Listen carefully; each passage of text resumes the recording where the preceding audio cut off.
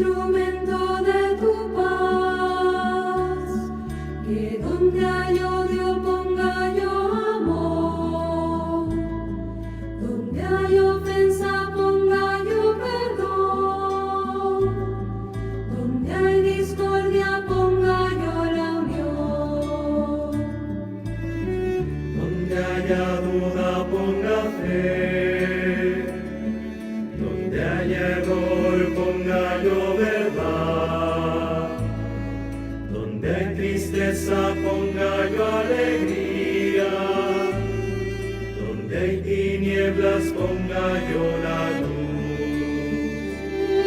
Maestro, que no me empeñe tanto en ser consolado, sino en consolar, en ser comprendido, sino en comprender, en ser amado, sino en amar.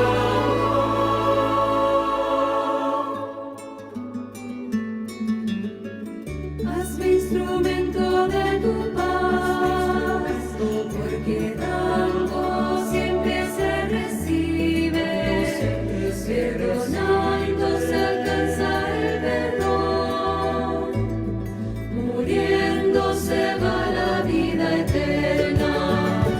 Oh Maestro, que no me empeñe tanto en ser consolado, sino en consolar, en ser comprendido, sino en comprender, En ser amado, sino en amar.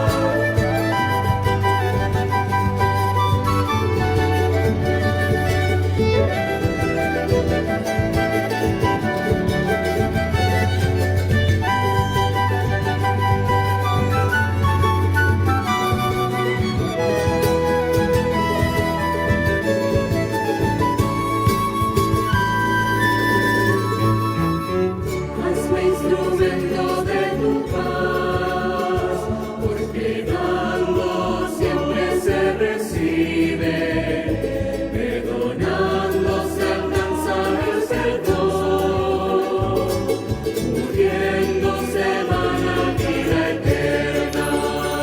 Hazme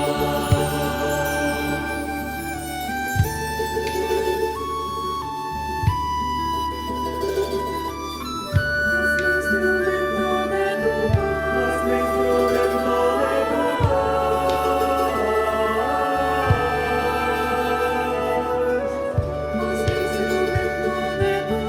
hazme instrumento de tu paz,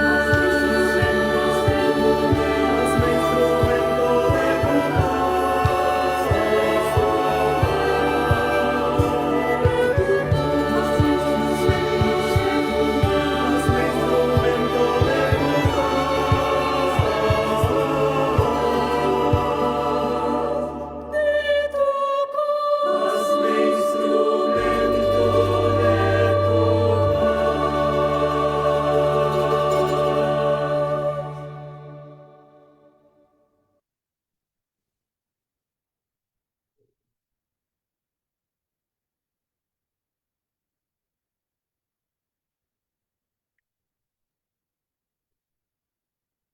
Pues buenas noches a todos, bienvenidos a esta transmisión de este mes de junio, precisamente con el tema Magnifica Humanitas, la última encíclica del Papa León XIV, que se ha publicado recientemente, ahora el 25 de mayo, y que de alguna otra manera ha causado bastante, ha llamado mucho la atención precisamente por el contenido que aborda en esta encíclica. Y pues para ampliarnos un poquito mejor el contenido, podernos darnos una interpretación acertada acerca del documento sobre precisamente qué nos quiere transmitir el Papa León XIV con este documento, pues hemos invitado, ¿verdad?, al padre Mario Salvador Arroyo a que nos explique, ¿no?, y nos amplíe mejor esta información y pues nos ha aceptado, ¿verdad?, gustosamente y generosamente la invitación a estar aquí con nosotros en el Templo y Convento de San Francisco de Asís. de manera virtual. Pues el padre Mario Salvador pues vive en la Ciudad de México y él pues es licenciado en filosofía por la Universidad Panamericana de México.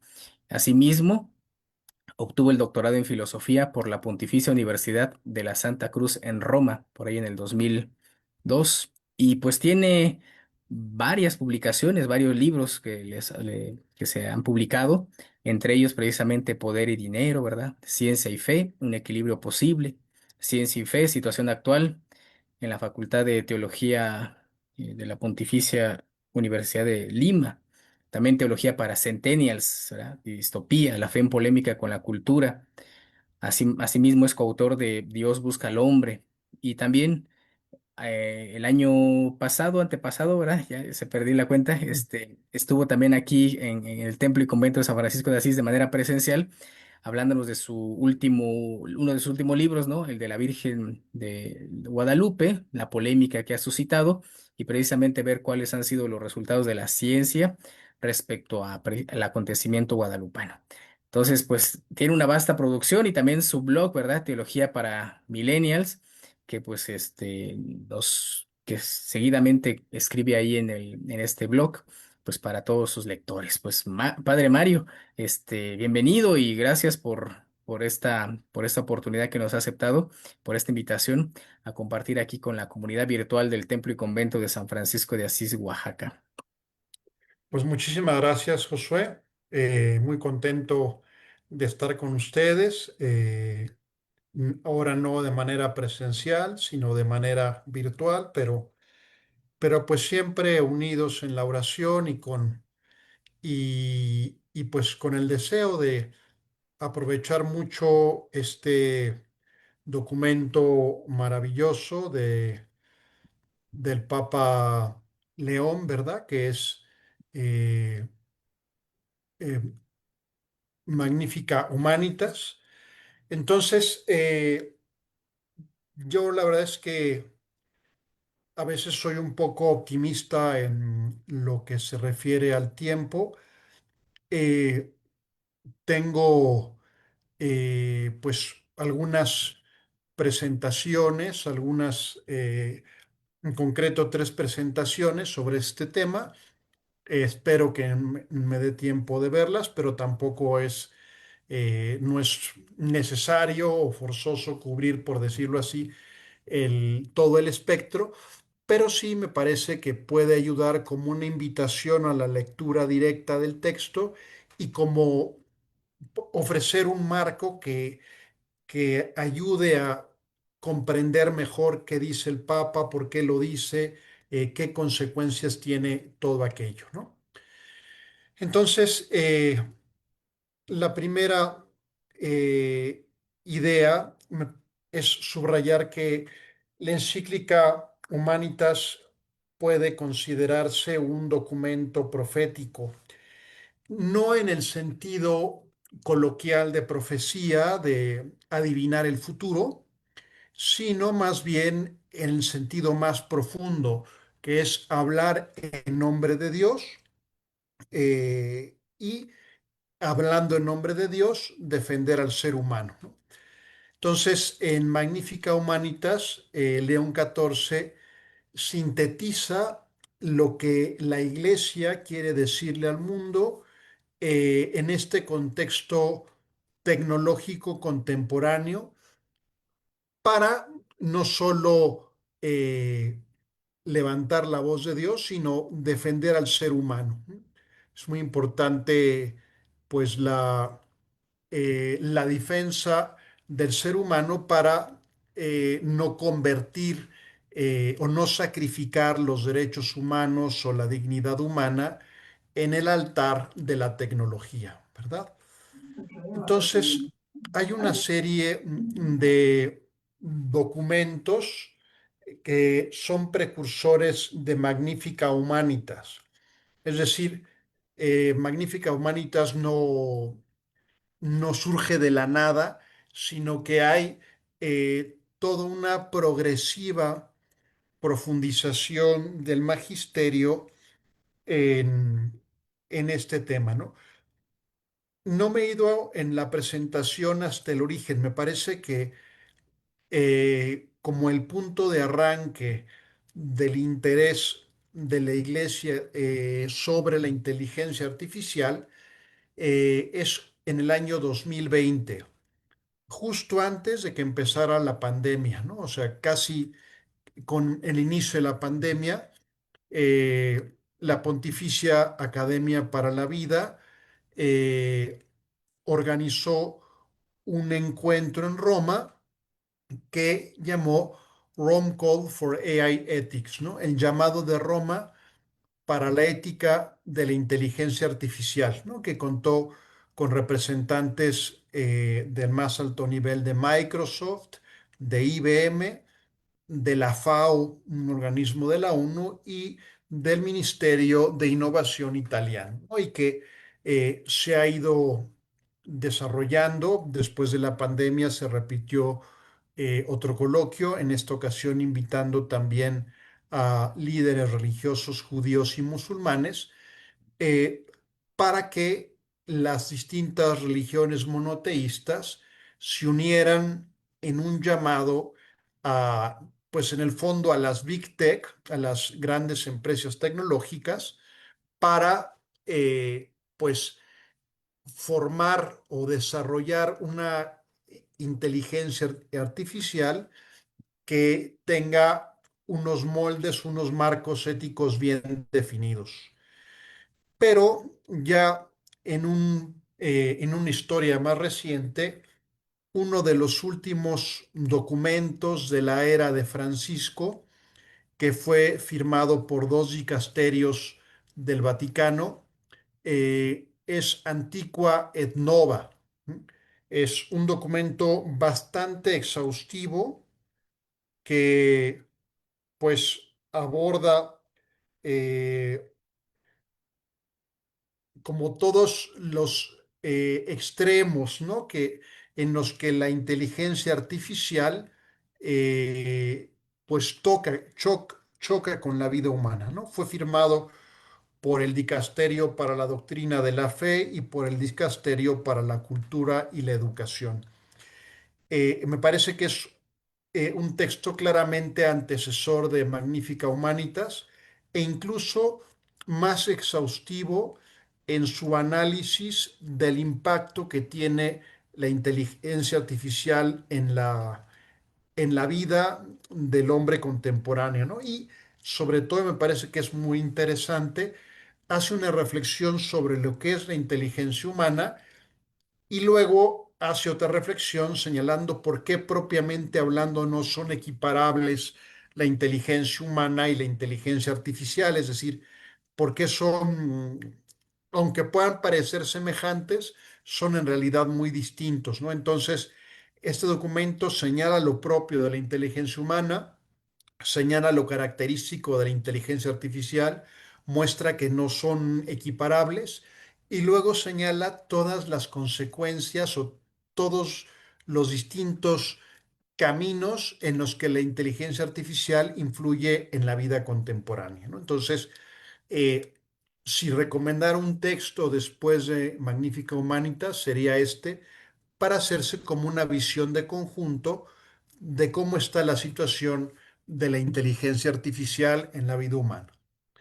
Luego, ya en la era de León XIV, el 4 de marzo del 2026, la Comisión Teológica Internacional, que es un organismo que asesora al Dicasterio para la Doctrina de la Fe, publicó un documento que se llama Quo Vadis Humanitas, Antropología Cristiana, Transhumanismo y Posthumanismo.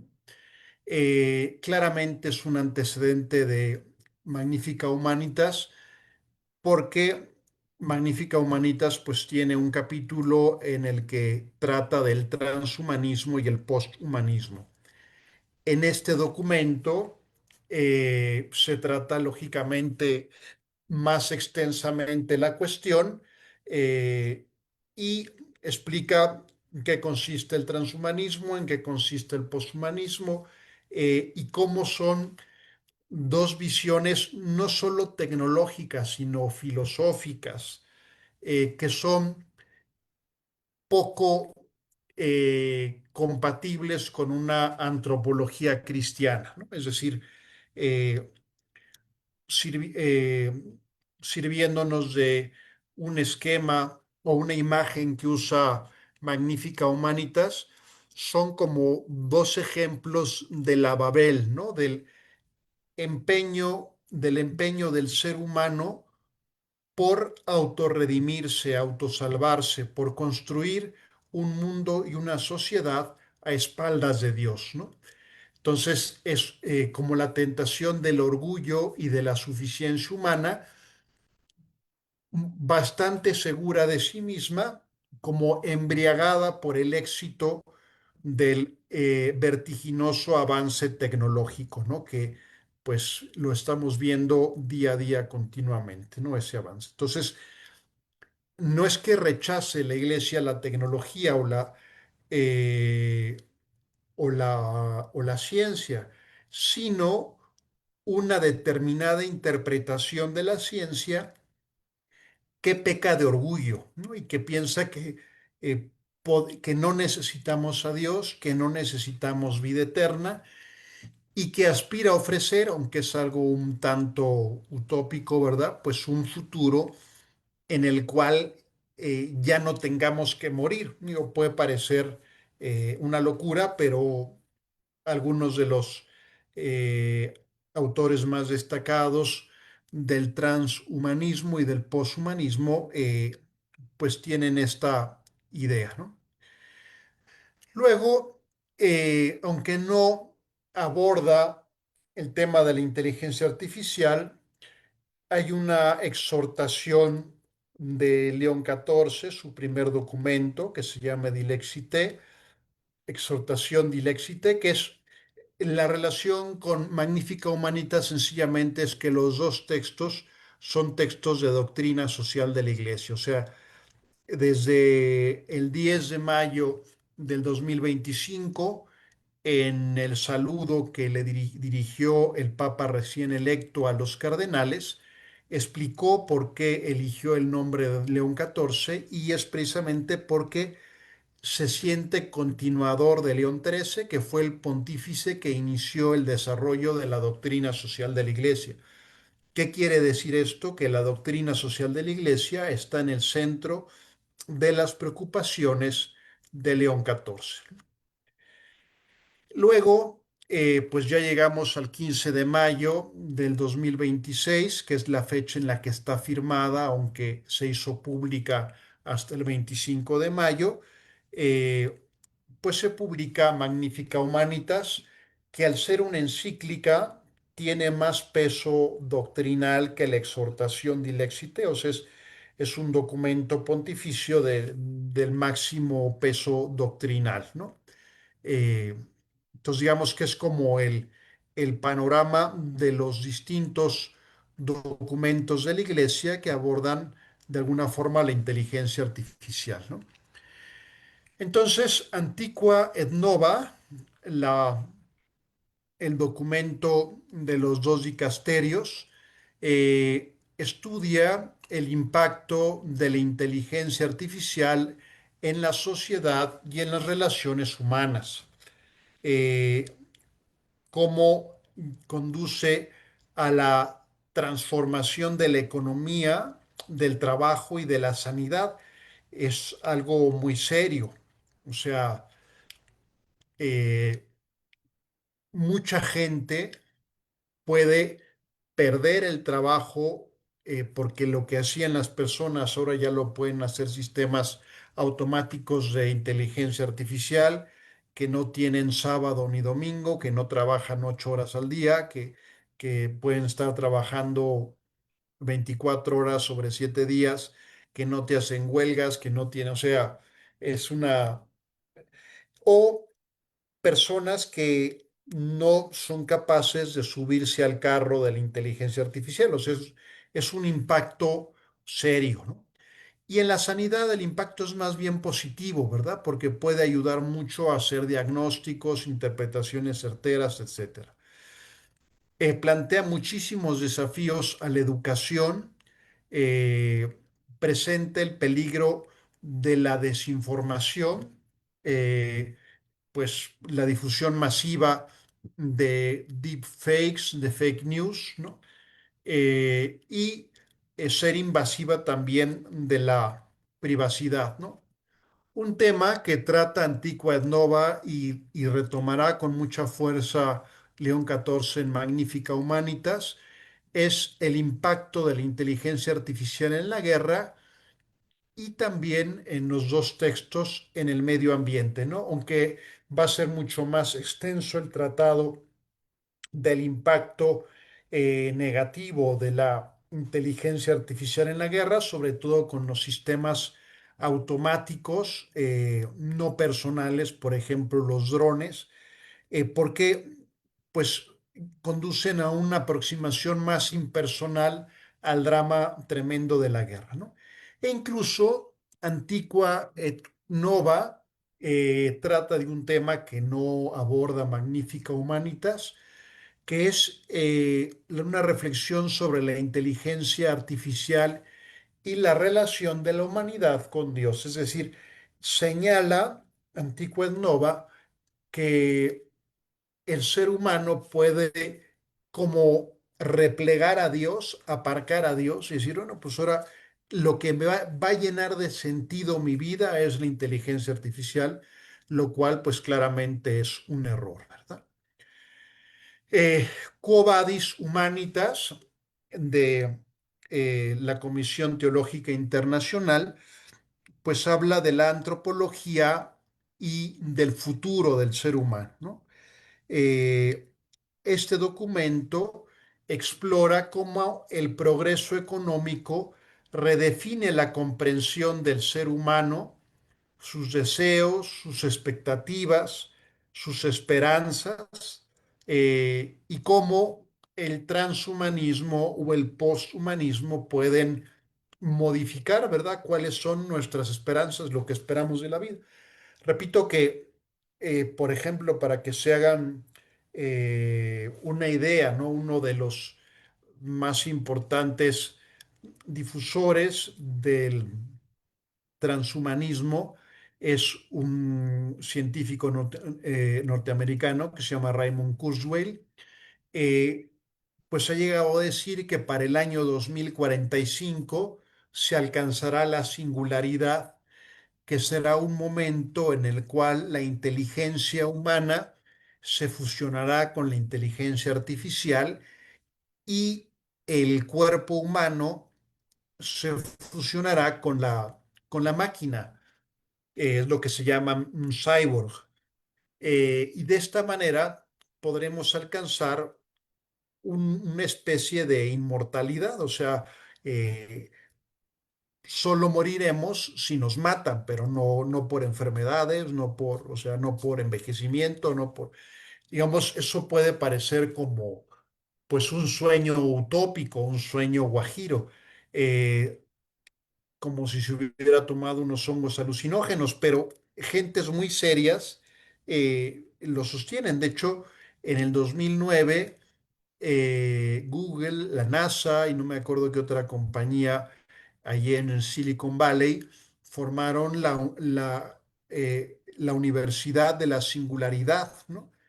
Precisamente con el deseo de preparar a las personas para este, pues, cambio, o sea, esta reconstrucción del ser humano según nuestros propios criterios. O sea, el tema de fondo es que la ciencia y la tecnología nos pueden conducir a rediseñar el ser humano, ya sea, por ejemplo, modificándolo genéticamente o ya sea a través de la biónica, ¿no? De fusionar hombre y máquina, ¿no?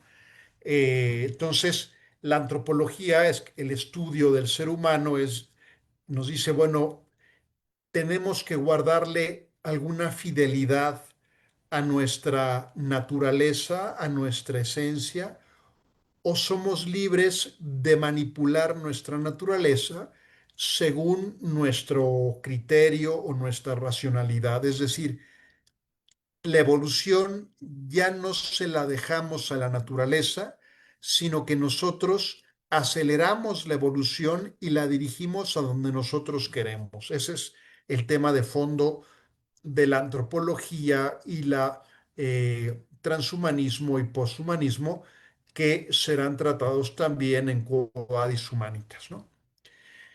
Entonces, pues los distintos documentos que he comentado tienen diferente peso doctrinal, ¿no? Es decir, Antiqua et Nova fue firmado por dos dicasterios, Quo Vadis Humanitas, pues por una comisión que ayuda a un dicasterio, es decir, Quo Vadis Humanitas no es propiamente hablando magisterio de la iglesia, aunque, repito, tiene pues unas ideas muy valiosas y claramente en sintonía con una comprensión cristiana del mundo, ¿no?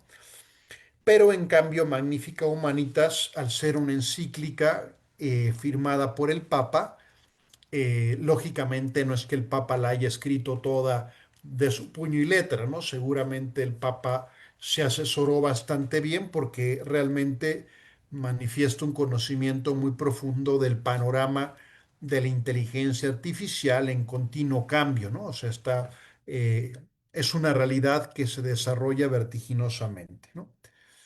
Eh, y eso me parece muy interesante o muy valioso. eh, la, la encíclica, la mayor parte de la encíclica es como un marco de doctrina social de la iglesia, es decir, es un resumen muy sintético, mm, perdón, y muy claro de la doctrina social de la iglesia, de su evolución histórica. Me parece tiene unos puntos donde va analizando desde León XIII hasta Francisco, cada papa, qué documentos de doctrina social de la iglesia publicó y cuáles son sus aportaciones que continúan vigentes, ¿no? Repito, desde León XIII hasta Francisco. Entonces es un resumen de la doctrina social de la Iglesia, de sus principios esenciales, de la evolución histórica que me parece muy rico. Es decir, el valor del documento va más allá de hablar sobre la inteligencia artificial. De alguna forma es la primera encíclica que habla sobre inteligencia artificial, pero previamente en esa misma encíclica habla mucho de doctrina social de la Iglesia, precisamente porque se sirve de ella para analizar el fenómeno de la inteligencia artificial. Entonces tiene un valor histórico, un valor de síntesis muy grande. Por ejemplo, si lo comparamos con el Compendio de Teología Social de la Iglesia, que fue un documento que salió al final del pontificado del Papa Juan Pablo II, si no recuerdo mal, o justo al principio de Benedicto XVI. Creo que todavía fue con Juan Pablo II, aunque no estoy totalmente seguro. Es un documento extensísimo. En cambio, en pocos puntos, te hace un recorrido histórico y te resume eh, pues los puntos esenciales firmes de la doctrina social de la Iglesia. Luego, otra novedad que me parece muy original y muy valiosa es que el Papa dice que la doctrina social de la Iglesia no solo es una herramienta a través de la cual la Iglesia juzga al mundo o le brinda al mundo sugerencias o directrices para mejorar, sino que, y esto yo no lo había visto escrito antes de una manera tan clara, que la Iglesia debe aplicarse a sí misma los principios de la doctrina social de la Iglesia para ser coherente, ¿no? ¿Cuál es el principio? Pues la dignidad de la persona humana, el bien común, la solidaridad, la subsidiariedad, la justicia social, pero aplicadas hacia adentro, es decir, no solo hacia afuera, sino hacia adentro. Eso me pareció que es también novedoso. Y luego es la aplicación, se muestra cómo se aplican bastante bien la, los principios de la doctrina social de la Iglesia al fenómeno de la inteligencia artificial. Es decir, esos principios generales nos ofrecen un marco de interpretación, un marco conceptual para analizar, juzgar y valorar la inteligencia artificial, ¿no? Entonces, en ese sentido, pues es algo particularmente viable. Eh, ¿Cuáles son entonces esos principios esenciales de la doctrina social de la Iglesia? Me limito a enumerarlos, que es la dignidad de la persona, el respeto inherente a cada ser humano, el bien común, que es ese conjunto de condiciones para que los individuos y las colectividades puedan alcanzar más fácilmente su propia perfección. Luego, el destino universal de los bienes, es decir, que los recursos de la tierra son para toda la humanidad, no solo para unos pocos, toda la humanidad presente y futura.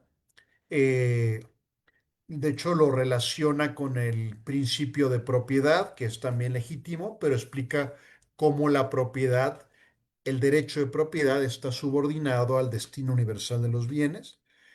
Luego, la subsidiariedad, que es dejar que cada agente social pueda desarrollarse e intervenir según sus capacidades y no sea privado o controlado por un paternalismo mal entendido del Estado. Luego la solidaridad, que analiza tanto como principio como virtud, que es pues esa constante y perpetua voluntad de empeñarse por el bien común, y la justicia social finalmente, ¿no? O sea, la preocupación de la equidad en la distribución de recursos y oportunidades. Un punto como neurálgico eh, es en el número 180. El Papa dice que si la técnica se convierte en un criterio absoluto, la persona humana corre el riesgo de ser tratado como un dato. Y por eso la técnica necesita inscribirse en un horizonte de sabiduría más amplio. Eh, y solo de esa forma la técnica puede convertirse en instrumento de crecimiento, de justicia y de fraternidad. O sea, el peligro es dejarnos cegar por el avance tecnológico y no incluir ese avance tecnológico en una sabiduría, pues, como más amplia, ¿no? Que sepa colocar cada cosa en su sitio. Eh, Me llamó la atención, sin que esto tenga un sentido negativo, eh, porque me parece que es parte de los estudios sociales, de pues fundamentalmente de las universidades norteamericanas de los años 90 del milenio pasado a la actualidad, pues se ha desarrollado mucho, eh, una, eh, pues una cultura que se suele denominar una cultura woke, ¿no? ¿A qué me refiero? Digo, eh, la cultura woke es, en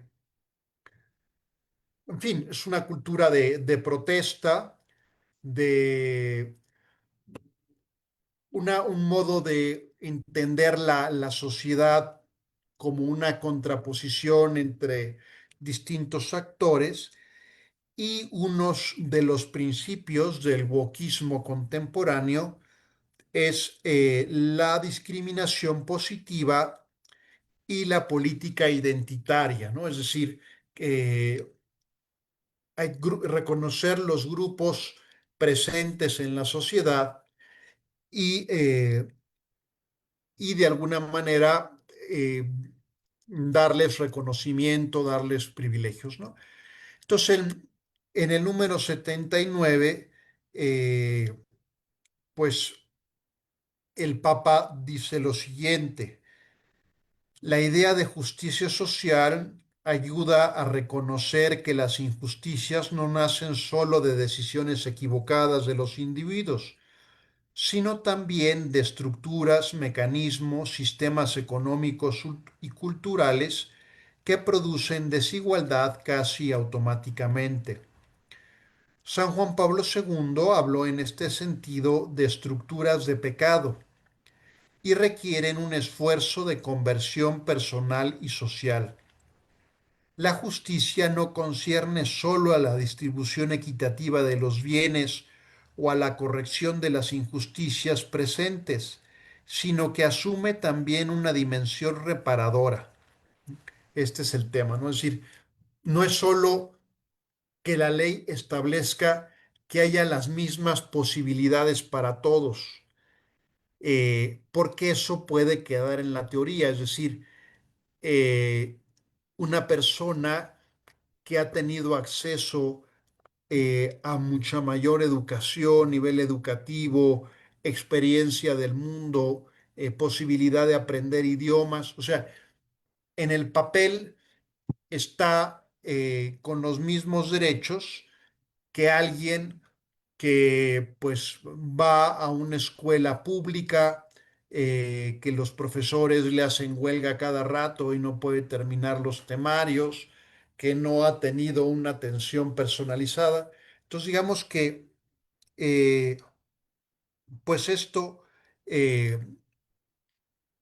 la manera de conseguir una igualdad, es permitir que o beneficiar al que está más bajo en la escala social, ¿no? Entonces, es lo que se refiere con la dimensión reparadora de la justicia, ¿no? Que es recomponer los vínculos, reintegrar a los excluidos. O sea, si usamos el ejemplo de una carrera, eh, pues es, aunque todos partan de la misma línea, no va a tener las mismas posibilidades un corredor olímpico que una señora embarazada. Entonces, eh, si tú quieres que esa carrera sea equitativa, tienes que poner a la señora embarazada 10 metros antes de la meta y al corredor olímpico 100 metros antes de la meta. O sea, es como decir, la igualdad no está en salir todos en el mismo lugar, sino las personas que tienen algún hándicap, entre más hándicap tienen, más adelante están, ¿no? Entonces, es lo que dice, ¿no? O sea, restituir la dignidad y la voz a quienes han sido ignorados, al que no le han dado el micrófono estructuralmente por generaciones, pues ahora dárselo más tiempo, ¿no? Eh, y combatir leyes y prácticas discriminatorias sosteniendo a las víctimas de agravios pasados, ¿no? Entonces, digamos que me parece que en este punto el Papa retoma algunas ideas positivas o que pueden aplicarse positivamente de la cultura woke. El, el Papa habla de, pues, algunos riesgos para la tutela de los derechos humanos. En primer lugar, pues estaría que fueran una declaración puramente formal, ¿no? Es decir, que están en el papel, pero no en la vida, ¿no? Y que se encuentren muchas formas de violar los derechos humanos en la práctica, ¿no? Pues algo, por ejemplo, me llamó la atención, el Papa menciona el tema de la trata de personas como uno de los grandes problemas sociales contemporáneos y curiosamente me sorprendió mucho en la línea de los mea culpa de Juan Pablo II en el año 2000, el Papa en un punto pues pide, Esas son sus palabras. Pido sinceramente perdón eh, por, por qué la Iglesia tardó mucho en condenar cualquier forma de esclavitud, ¿no? O sea, el Papa dice que no fue sino hasta el siglo XIX cuando la Iglesia condenó de manera firme cualquier forma de esclavitud, ¿no? Entonces, bueno, pues hay en la actualidad distintas formas de esclavitud eh, y para algunas de ellas, pues se utilizan, ¿verdad?, los medios tecnológicos. Y luego, un tema que es muy profundo y muy difícil, que es en la presentación casi no se ve por el color, que es la pérdida del fundamento universal de los derechos. Es decir, si se abandona la búsqueda de fundamentos sólidos para los derechos, pues derechos que actualmente se consideran intocables, podrían ser cuestionados por quienes sostenten el poder en el futuro. Entonces, por eso se requiere un esfuerzo filosófico, un esfuerzo antropológico para encontrar una fundamentación sólida de los derechos humanos y que estos no vengan a depender de la mayoría que gobierne. Por poner un ejemplo, ¿no? En Francia se ha reconocido constitucionalmente el derecho al aborto, lo cual es una aberración.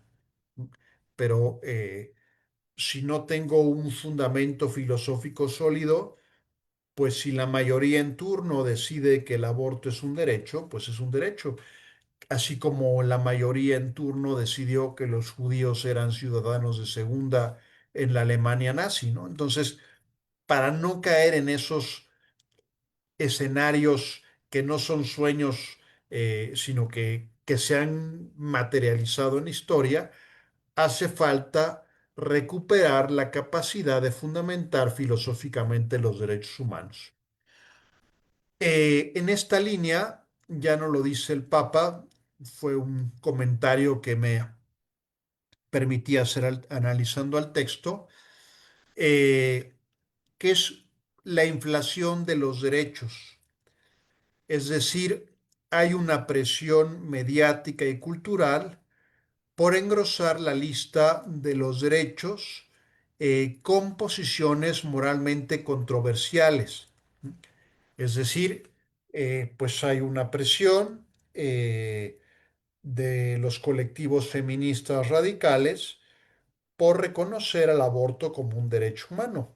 Y repito, ya lo consiguieron en Francia y lo están intentando replicar en otros países del mundo.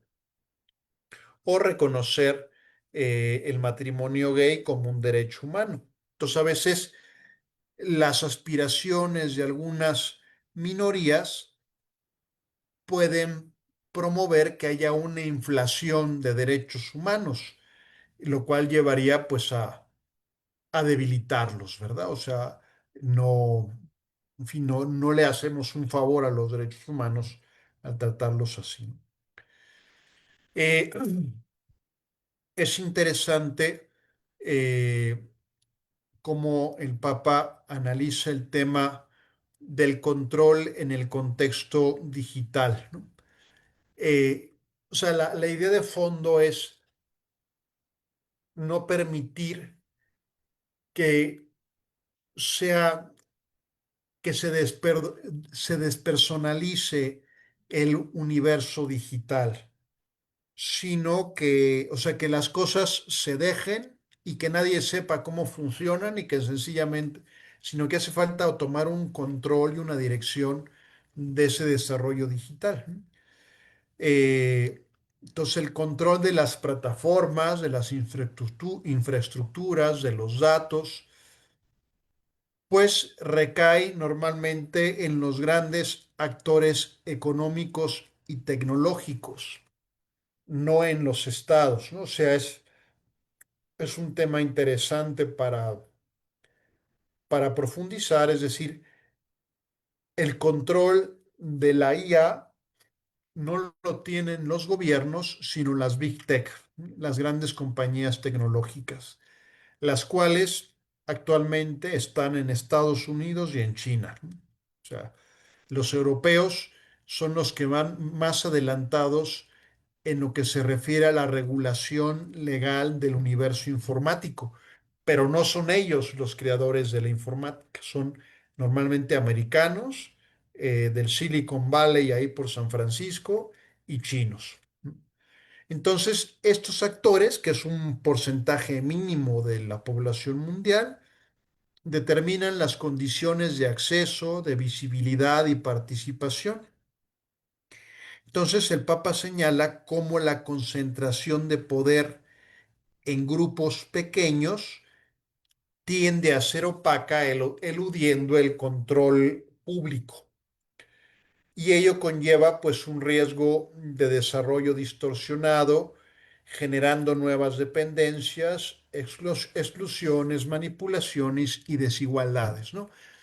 O sea, el Papa sugiere que haya un control estatal, y es una de las propuestas del Papa que tiene hasta un carácter urgente, de que haya un compromiso entre todas las naciones, así como está en la Declaración Universal de los Derechos Humanos, pues una legislación universal, o sea, de todo el mundo, que regule la inteligencia artificial. O sea, nos enfrentamos a un dato de hecho, que es que la inteligencia artificial avanza muchísimo más rápido que la legislación de los países, ¿no? Entonces es como un desequilibrio o desproporción entre la sabiduría humana, el desarrollo ético y la regulación jurídica de la inteligencia artificial. O sea, la tecnología crece muy rápido y no nos da tiempo de tener un marco ético coherente en el cual integrarlo, y menos aún un marco jurídico que la regule. Esto no lo dice el Papa, pero lo comentaba yo en el artículo que escribí. O sea, no, es algo que pienso que hay que pensar, ¿no? O sea, a veces, ¿por qué debemos confiar más en los estados eh, o en los políticos que en las compañías o los empresarios? Eh, Porque muchas veces los empresarios son más eficaces que los políticos, y también muchas veces los políticos mienten más que los empresarios. Entonces, a veces me lleva a cuestionarme, o sea, el Papa dice que los estados controlen, que la ONU controle. A veces me entra la inquietud de si debo darle tanta confianza a la ONU o a los estados, ¿no? Entonces, pues Magnifica Humanitas es un documento pontificio extraordinario y profundo. Recomiendo encarecidamente una lectura directa y paciente del texto papal. Espero que esta presentación haya servido como un aperitivo intelectual que les ayude a degustar mejor la encíclica de León XIV. Eh, Ya terminé esta presentación. Como les decía al principio, creo que soy un poco optimista a la hora de manejar los tiempos, porque tengo todavía otras dos presentaciones, pero eh, viendo la hora, no sé si sea mejor si alguien tenga alguna pregunta, algún comentario, este, ¿cómo se llama? Porque no sé si pienso que ya no me da tiempo de ver alguna otra presentación. Si entiendo que esto termina a las 9, ¿no? Que son 6 minutos. Entonces no sé si alguien tenga alguna pregunta, algún comentario. Eh, pues gracias, padre, y pues adelante, ¿verdad? Los que están aquí conectados en la sala o también en la transmisión aquí de Facebook, ¿verdad? Para las páginas donde se está transmitiendo actualmente. Y pues me parece bastante interesante su interpretación que ha hecho del documento y sobre todo desde esta visión crítica, ¿no? Tanto los aspectos positivos como aquellos que pueden resultar a lo mejor confusos en una primera lectura, pero pues ya con este acercamiento pues nos queda más clarificado, ¿verdad? El documento. Por ahí creo que habíamos comentado en estos días en el chat, ¿verdad? De algunas posturas, inclusive que decían algunos especialistas, ¿no? Inteligencia artificial, sobre la redacción del documento, que no sé si la ponían en entredicho. Decían esto, ¿no? Que a lo mejor el Papa no lo había redactado de su puño y letra, ¿verdad? Sino que había ocupado la Inteligencia inteligencia artificial.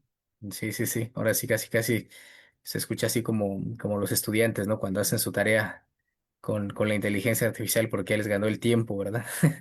Sí, pues digo, pero también es un arte, ¿no? Un arte, Ujú. el prompt que tú le pones a la inteligencia artificial para que te elabore el texto que tú quieres, pero pues sí es una herramienta muy útil. Sería pues irónico que el Papa lo hubiera utilizado, pero por ejemplo, Sí. yo para hacer las presentaciones utilizo la inteligencia artificial, o sea, el contenido de la presentación es mío, o sea, yo lo Ujú. escribí, pero ya luego pues le pedí a la inteligencia artificial, hazme esta presentación, ¿no? O sea, creo que se notó, o sea que pues es una herramienta muy valiosa, ¿no? Indudablemente que eh, eh, es algo que llegó para quedarse y que pues va a modificar hondamente la vida de las personas, pero el Papa pues tiene el valor de señalar cosas que a veces están, eh, por ejemplo, las dependencias que pueden crear no solo en jóvenes y en adolescentes, sino en personas de cualquier edad, ¿no? O sea, las dependencias a redes sociales, en fin, que limitan tu capacidad de concentración o el hábito de tener varias ventanas abiertas al mismo tiempo. O sea, muchas cosas el Papa pues las analiza en su texto y me parece que eso lo hace pues especialmente interesante. Sí, sí, sí, concuerdo con ello y sobre todo a mí lo que me llamó la atención fue el marco, ¿no? Desde donde habla de la inteligencia artificial, ¿no? Que es precisamente la doctrina social de la Iglesia y los principios, ¿no? Porque con eso prácticamente abre. Y otra cosa que también resulta llamativo al inicio del documento, y creo que también es algo que por ahí citó la presidenta, ¿verdad? Ahí en una de sus mañaneras, sobre precisamente el control que tiene, precisamente, quién tiene el control de las inteligencias artificiales. Sí, También el Papa pone el dedo como en la llaga, ¿no? En ese sentido, decir, a ver, la inteligencia artificial no es amoral, vamos a decirlo así, ¿no? sí, Sino que están detrás de cada inteligencia, hay intereses de por medio, ¿no? Y tener claro. en cuenta esos intereses, o por lo menos ser consciente de ellos, porque así va a ser el resultado que va ¿cómo se llama? A votar precisamente o va a arrojar la inteligencia artificial. Inclusive, ella está viendo que hicieron como un pequeño experimento, ¿no? Que si tuvieran que elegir entre apagar la inteligencia artificial o salvar la humanidad y le preguntaran a las diferentes inteligencias artificiales qué harían, y pues todos, la mayoría de inteligencias decían que pues, casi casi preferían sacrificar al ser humano, ¿no? Y entonces solamente una, tuvo el resultado que arrojó fue precisamente, no, yo me apagaría, dice, porque fue la única, ¿no? Pero pues ahora sí, no quiero hacerle promoción, ¿verdad? Porque aquí no se trata. Pero sí, hubo una que por ahí buscan en el internet, ¿no? Ese experimento. Pero no sé, padre, cómo ve esto, ¿verdad? El que dice el Papa. Eh, no, lo veo, repito, muy interesante, muy actual. Eh, Son muchos los extremos. Por ejemplo, el tema de la educación. O sea, son ideas muy sugerentes, ¿no? Por ejemplo, Sí, no, la relación alumno-profesor sigue siendo muy importante y no puede ser suplida totalmente por las máquinas, ¿no? Por los programas, ¿no? Lo mismo en la relación médico-paciente, o sea, no, o sí, luego las decisiones sobre las personas, ¿verdad? Pues no se pueden delegar absolutamente en inteligencias artificiales porque se pierde pues el elemento humano. A veces eh, el Papa insiste mucho, por ejemplo, en confiar en la capacidad que tiene el ser humano de cambiar, de reinventarse, de rehacerse, de resiliencia, y que quizás si fuera analizado por una inteligencia artificial que tiene pues un razonamiento más bien estadístico, pues no le daría a las personas las oportunidades que deberían tener, ¿no?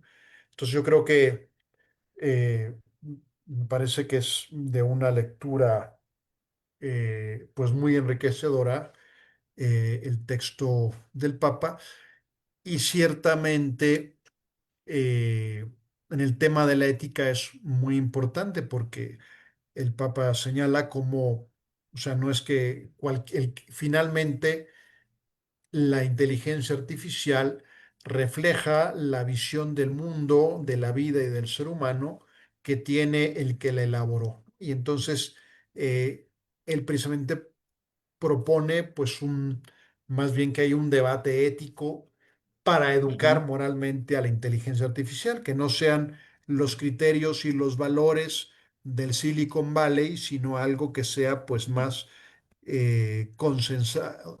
consensado en el mundo, ¿no? Que refleje las distintas sabidurías de la humanidad, ¿no? Así es. Sí, sí, sí. Aquí hacen algún comentario en nuestra página del Templo de San Francisco y dice Guadalupe Romero, ¿verdad? Muy bien explicado, dice, muchas gracias. Se retoma la doctrina social, ahora aplicada hacia sí misma. Dice, poco sabemos los mayores de inteligencia artificial, pero sin duda es una herramienta muy útil. Gracias, padre, dice aquí en un comentario. Gracias a ustedes, por el contrario. Y aquí en el chat aquí de Zoom, José Carlos, ¿verdad? Dice, cuando leí el libro Sálvese quien pueda, desde el 2018 me puso a pensar mucho Mm. de quién será el autor, el Sálvese quien pueda, ¿verdad? Para más o menos No tratar lo de... conozco, no conozco ese libro. Igual yo no, para eso sería bueno que nos pusiera ahí el autor quién es para ubicarnos más o menos. Y sí, Andrés Oppenheimer. Ah, mira. Mm.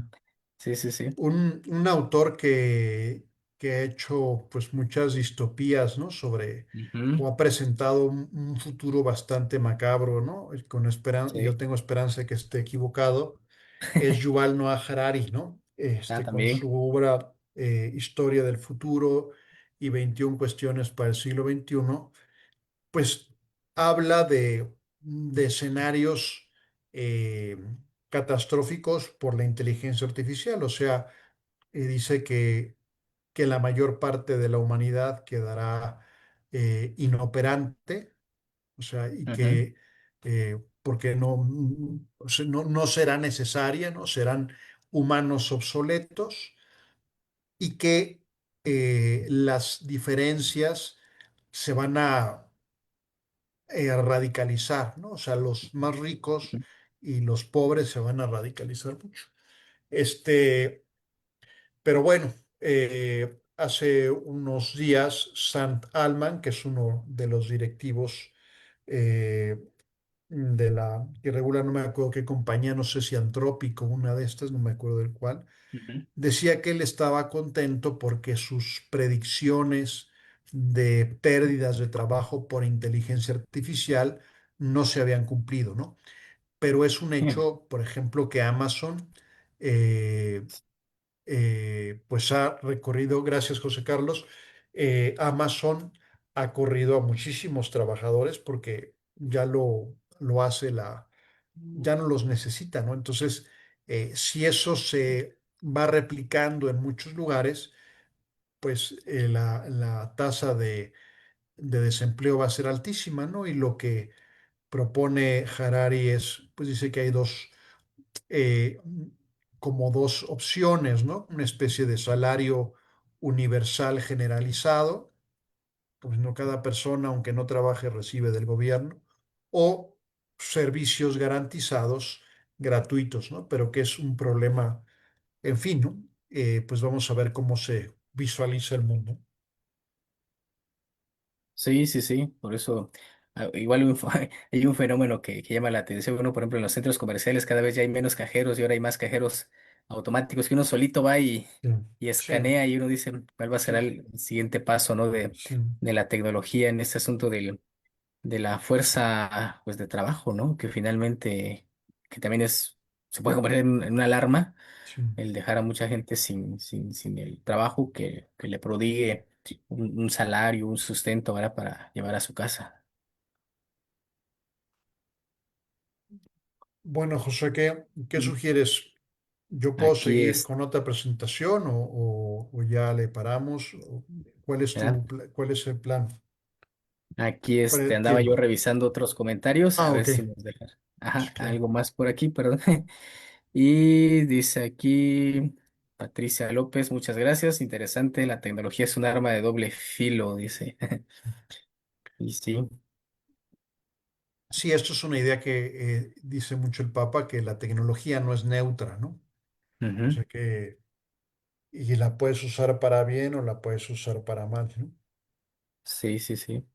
Excelente. Y pues bueno, híjole, sobre esto podríamos seguir profundizando, pero no sé, padre, más adelantito en una semana, una semana y media, 2 semanas, ¿verdad?